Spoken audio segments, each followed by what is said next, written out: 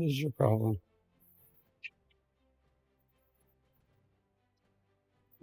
Urge. Excuse me.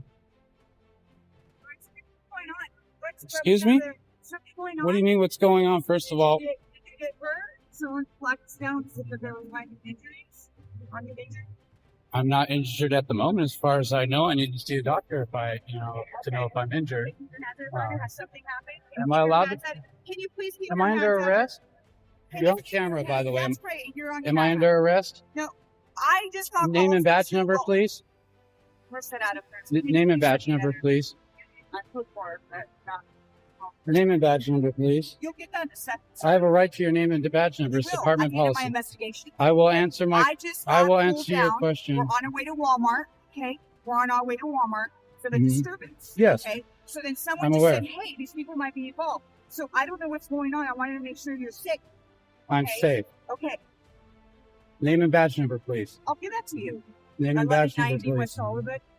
Name and badge number, please, ma'am. You'll get that in a moment. I have a right to it. It's Okay. department policy to identify. Yeah, and I'm not done with my investigation, sir. It doesn't mean you don't have to identify. Yeah, how about you identify you? I'm Officer Rios. I have a First Amendment right to be filming. I have a Fourth Amendment right I to have be a problem secure with in that. my papers and Okay. not to identify so to you don't you. want to give me your information then? Not unless you suspect me of committing a crime, in which case I would like to know I've given you. I'm 198. What is your- Officer Rios? Thank- I explained to you. Okay. You got a call What to is- Walmart. But what of gives a you reasonable, disturbance. articulable suspicion? The camera is already rolling when the confrontation begins.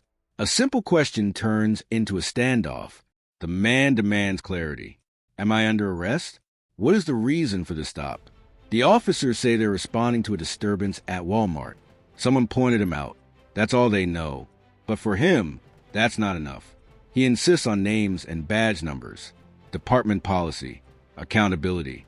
The tension builds in small, sharp exchanges. He says he's not injured, not detained, not involved. Yet he's being questioned. The officers say they're ensuring safety.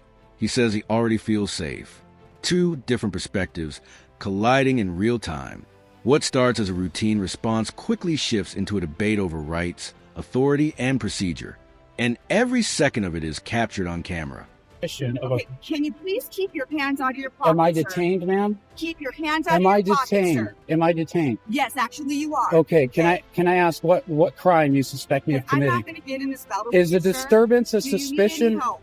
Do you need any help? No, I Have you don't. been injured? No, I don't Did you need your just help.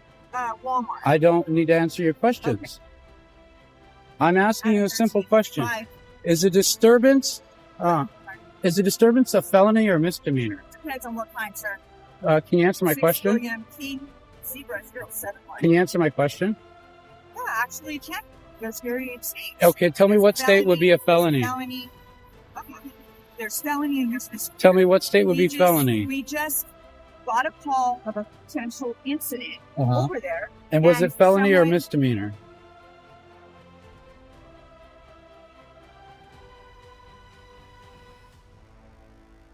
I'm just asking a simple question because you're being very aggressive. You I'm showed not up being being very, yeah, aggressive, you did. sir. You told me to sit down. When you Yeah, showed up, you told me to because sit you- down. Okay. I don't have to sit down just because you You're told right, me you to. don't have to sit down. You showed up and just told me to sit down. That's what you said. is- Name and badge number, sir. He doesn't have to give Name us and badge shit. number, please. My name is Officer Hernandez. My badge number is 294. Is there anything else I can help you out with? Thank you very much, Cool. sir. Are you the individual that Walmart called about? Is there first of Walmart called you? Yes. What did First they of all, flag you down for? No, they flagged me down and said they were leaving Walmart and whatever altercation had occurred there. So when I The situation escalates as constitutional rights enter the conversation. The man calmly invokes the First and Fourth Amendments, reminding the officers he has the right to film and the right not to identify without reasonable suspicion. The officers explain they received a disturbance call from Walmart. That alone, they say, justifies the stop. He asks a simple question. What crime do you suspect me of committing? Instead of clarity, the exchange grows tense. Hands and pockets become a concern. He's told he is detained. The word changes everything. Now it's no longer a casual encounter. It's official. He presses further. Is the alleged disturbance a felony or misdemeanor? The answers remain broad, vague. The tone sharpens. Each side believes they're standing on solid ground, but only one thing is certain. The moment is no longer routine.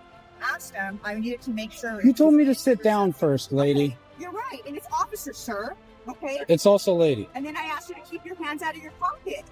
Okay. Do I not have a right to put them in my pocket? Actually, no, not when we are coming from a call of a potential violent act, sir. Of a potential violent act, that means because you pulled up to me, you have a right to tell me to I can't put my hands in my pocket, and I have to sit down on the ground.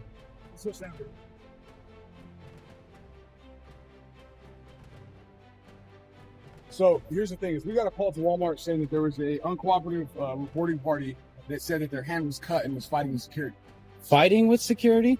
verbally fighting or whatever it may be. That's what I'm saying. So did you? Is that you? based on the way I was approached, I choose to invoke my Fourth Amendment right our Fifth Amendment right to remain silent. Right. Fifth Amendment right to remain silent.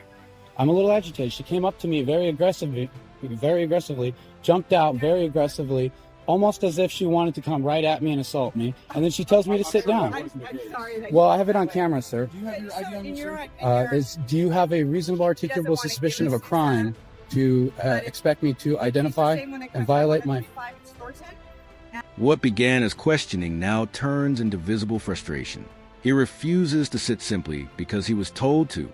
Authority, in his eyes, requires justification. Eventually, a name and badge number are provided. Officer Hernandez, badge 294. But the tension doesn't ease. Officers explain they were flagged down about a possible fight at Walmart involving someone with a cut hand. A potentially violent situation. That's why they approached cautiously. That's why they ordered him to sit and keep his hands visible. From their perspective, it's about officer safety. From his perspective, it feels like overreach. He insists he has rights. They insist they have a duty. The encounter shifts from investigation to confrontation over boundaries. Safety versus liberty. Procedure versus perception. And neither side is willing to back down. And can you please keep your hands out of your pocket, sir? Okay, how about this? I will take everything out of my pocket so it makes you feel more comfortable, and I'll put it in this other pocket here, so it's not in there. I understand that you have a risk of danger, but I also have rights, ma'am, and I do want to put my hand in my pocket at the moment. Very well, sir. I don't think that's an issue. All I'm asking is the reasonable articulable suspicion of a I crime. already told you that. What We crime? Told you, I told you. What crime? We told you why we were on our way to the call. I would have been much more cooperative if you weren't very aggressive with me when you pulled up. Okay. Did I not pull over? Actually, when I pulled up, I was trying to be at this location, sir. I didn't know any of that. All I know is I seen what appeared to be you honking, and I pulled over. Actually, I never honked. Well, I didn't know who honked. I just No pulled one over honked, because I heard sir. honking. Yeah. Yes, someone honked. I have it on. I know what it was. It was the people who honked at me. Well, regardless, when it started, I was very cooperative. I pulled over. Okay? Yeah. You came up very aggressive to me. That changes how I feel about the situation now. Now I want to invoke my rights because I feel like you're immediately not on my side. You're immediately not even willing to hear anything I'm saying. I'm just immediately a criminal in your eyes. You pulled up without identifying me at all. Just like, this dude's guilty. I thought I was innocent until proven guilty. All of a sudden, I'm sitting down on the ground with an aggressive officer getting right in my face. I'm an officer. I don't have to identify you right now. It's not department policy. The man invokes the Fifth Amendment, choosing silence over further debate, but emotion seeps through. He describes the officer's approach as aggressive, fast, confrontational. The officers repeat their reasoning. A call about a potential violent act. That's why hands can't stay in pockets. That's why commands were given. He compromises, removing items from his pockets to ease concerns. He acknowledges their risks, but demands acknowledgement of his rights in return. The clash is no longer about Walmart. It's about tone, respect, trust. He insists he would have been cooperative if approached differently. The officers maintain they acted within protocol. Each action is dissected, each word analyzed. What could have been a brief inquiry now feels like a constitutional debate unfolding in real time, fueled by perception and pride. To identify when asked, it's department policy to identify after the whole event is over, ma'am, when I'm not filming you with the camera. No, that's not the case. Okay. That is not department policy. I'm not going to argue with you. Very If you good at have what more I do in information- this. If you have more information you'd like to share, I'm open to hear it.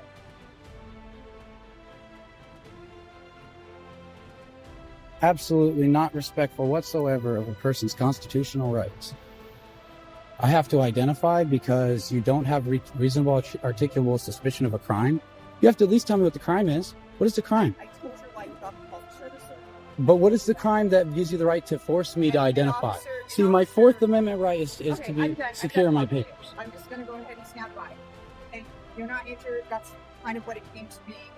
So you don't need medical attention. Actually, you did say you didn't need it. I may or may not. I would need to see a doctor because I'm not qualified to make a decision like that, regardless of the circumstances. Sure. I'm not a doctor. All I know is I've been aggressively spoken to, like right off the bat, without you knowing anything. You just came right at me, Sorry you felt that way. sir. Yes. Now the frustration is unmistakable. He feels judged from the start, treated as guilty before proven innocent. The officer counters, saying identification policy doesn't work the way he claims. The debate intensifies. Rights versus policy. Suspicion versus assumption. He demands to know the exact crime. They insist they already explained. At the center of it all is one core question. Was there reasonable suspicion? He stands firm on the Fourth Amendment. They stand firm on procedure. Eventually, the focus shifts back to the original concern: injury, medical attention. He says he's not qualified to decide if he's hurt. But what lingers isn't the disturbance call. It's the tone of the encounter. A reminder that in tense moments, perception can shape reality just as strongly as facts.